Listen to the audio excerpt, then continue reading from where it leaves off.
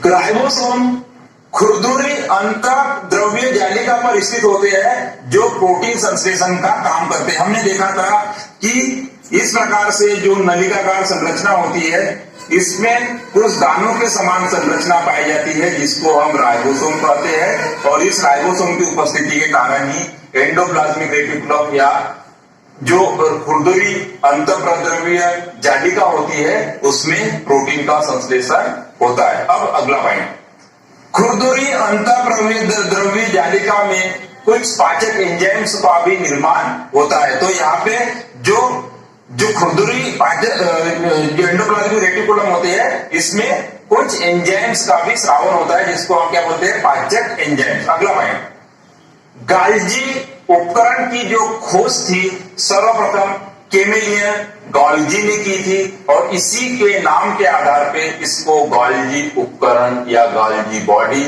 या Golgi complex इसको नाम दिया गया था।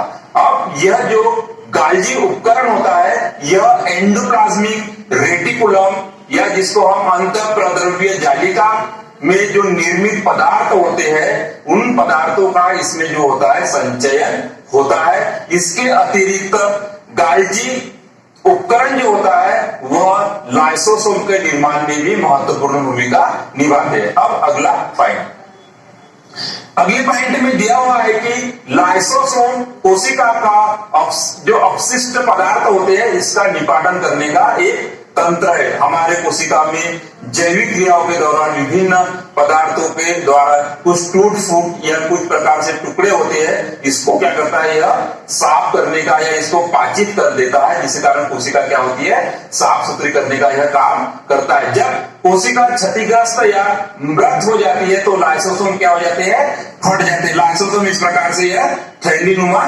संरचना होती है और इसमें पाचक एंजाइम पाए जाते हैं, बहुत ही स्ट्रॉन्ग पाचक एंजाइम्स होते हैं। और जब ये एंजाइम्स इस थैली से बाहर आ जाते हैं तो यह अपनी कोशिका को ही पाचित कर देते हैं, इसलिए इसको कोशिका की आत्मघाती थैली भी कहते हैं। अब अगला पॉइंट, माइटोकॉन्ड्रिया को कोशिका का ऊर्जा ग्रह कहते हैं। देखो कितना अच्छा पॉइंट है कि इसको माइटोकॉन्ड्रिया जो होता है इसको कोशिका का ऊर्जा ग्रह हम क्यों कहते हैं, क्योंकि माइटोकॉन्ड्रिया के अंदर इस प्रकार से जो आंतरिक सतह होती है इसमें पाचक शोषण संबंधित एंजाइम्स होते हैं और इसमें भोजन का ऑक्सीकरण होता है, जिसके कारण हमें ऊर्जा प्राप्त होती है, जो ऊर्जा हमें एटीपी के रूप में प्राप्त होती है, जो ऊर्जा को हम विभिन्न कार्यों को या दैनिक जीवन के कार्यों में उपयोग करते हैं। तो ऊर्जा का मेन स्रोत होने के कारण माइटोकॉन्ड्रिया को कोशिका का ऊर्जा ग्रह या पावर हाउस ऑफ सेल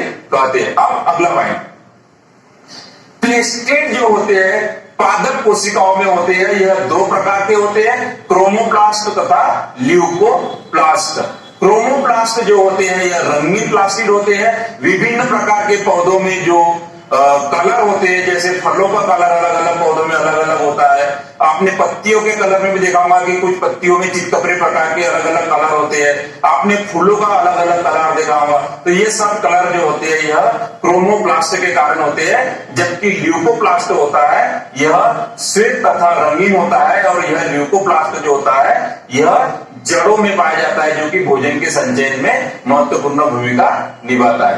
अब अगला पॉइंट, अगले पॉइंट में दिया हुआ है कि क्लोरोफिल वर्णक युक्त क्लोरोप्लास्ट होते हैं जो प्रकाश संश्लेषण के लिए पौधों में भोजन निर्माण का काम करते हैं। देखिए जो क्रोमोप्लास्ट होते हैं उसमें यदि क्लोरोप्लास्ट है तो क्लोरोप्लास्ट या जिसको हम हरित लवक कहते हैं यह पौधों में एक महत्वपूर्ण क्रिया करता है जिसको हम प्रकाश संश्लेषण कहते हैं। और पौधों में प्रकाश संश्लेषण की क्रिया के द्वारा ही कार्बनिक पदार्थों का निर्माण होता है और इसलिए पौधों को जो स्वयं का भोजन निर्माण करने का एक अद्वितीय लक्षण इनमें होता है। अब अगला पॉइंट, ल्यूकोप्लास्ट का प्राथमिक कार्य संचयन करना होगा। जो अभी हमने डिस्कस की कि ल्यूकोप्लास्ट जो होता है पौधों के जड़ों में उपस्थित होता है, तो ये जड़ों में क्या करता है, यह भोजन संग्रहण का काम करता है। अब अगला पॉइंट, अगले पॉइंट में दिया हुआ है कि रसधानी या ठोस अथवा तरल पदार्थों की संग्रह थैलियां होती है। पौधों में जो राजधानी होती है वो क्या होती है, काफी बड़ी होती है इस प्रकार से। जबकि पादप कोशिका जंतु कोशिका में क्या होती है, राजधानियां छोटी छोटी या तो फिर होती ही नहीं है। तो पौधों में इसमें क्या होता है, कुछ ठोस तथा द्रव पदार्थ पाए जाते हैं जो कि एक भोजन के संग्रहण के रूप में कार्य करते हैं। और कोशिका जब विभाजित होती है तो यह संग्रह जो भोजन होते हैं वहां पे यह उपयोग किए जाते हैं, क्योंकि उतनी मात्रा में जब कोशिका विभाजन बहुत ज्यादा होता है, क्योंकि पौधों में विशिष्ट क्षेत्रों में कोशिका विभाजन होता है तो उतनी मात्रा में यहाँ पे जीवद्रव्य उपस्थित नहीं होता, तो यहाँ से जो रासायनिक होती है इनसे यह पोषक पदार्थों या आवश्यक पदार्थों को लेके कोशिका विभाजन का कार्य किया जाता है। तथा यह जनपादक कोशिका में एक दृढ़ता या स्फूर्ति प्रदान करने का भी काम करती है, तथा इसमें आवश्यक पदार्थ जो अमीनो अम्ल जो होते हैं, शर्करा होती है और विभिन्न प्रकार के कार्बनिक पदार्थ इसमें उपस्थित रहते हैं।